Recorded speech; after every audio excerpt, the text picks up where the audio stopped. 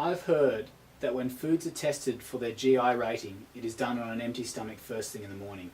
Is the GI rating of foods affected by consuming it with a protein, fat source, or low GI carb mixed with a high GI carb? Good question. A glycemic index, if used by itself in isolation, is not the most useful or the meaningful way that we look at nutrition and food. Because food is never eaten in isolation, and food is, apart from your first meal of the day, rarely eaten by itself, an isolated source of carbohydrate on an empty stomach. And since its invention, and numerous research studies since 1981, the glycemic index has either been used for certain population groups, especially diabetics, for athletes, but you can make more of this construct than it needs to be, because food comes in a variety of sources, consumed in a variety of amounts with other sources. And when you do combine it with proteins and fats, typically in a meal, it changes the glycemic response to that meal. So hence, a Harvard group used the term glycemic load, which gave us more of an indication is when food is eaten in normal typical amounts, because glycemic index is a 50-gram amount of glucose. So when food is eaten in a more typical amount, such as you would eat watermelon or carrots, foods that appear to have a high glycemic index, but because they had a low amount of carbohydrate, actually had a low glycemic load.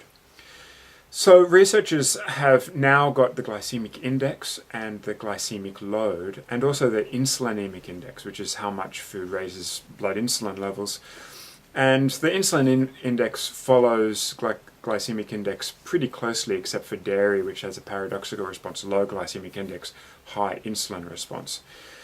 But where most critics of the glycemic index are outspoken is that food is just never consumed as one type. You don't often just eat potatoes or just eat pasta. It's consumed with something.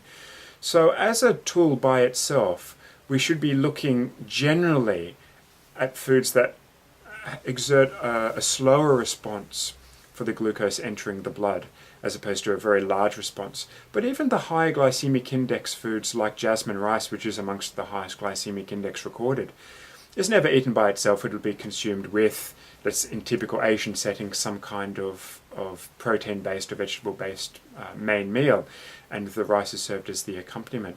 That will profoundly lower the glycemic response. So to answer your question the long way around is, yes, proteins and fats will blunt the glycemic index, but so will your exercise status and your fitness. The fitter you are and the closer the exercise session, the lower the insulin response and the more blunted the glycemic response. You don't get the same rise in blood glucose levels because hungry muscles require that glucose very quickly.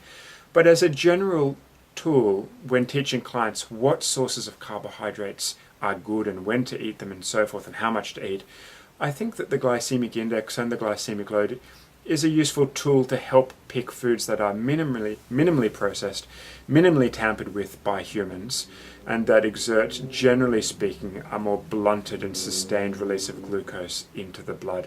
And as such, I think personal trainers should be very well aware of foods that exert different responses of glucose. There is a large body of evidence supporting this as a tool, as well as other areas to focus on: fiber content, protein content, and other all good nutrition advice that personal trainers should be giving to their clientele.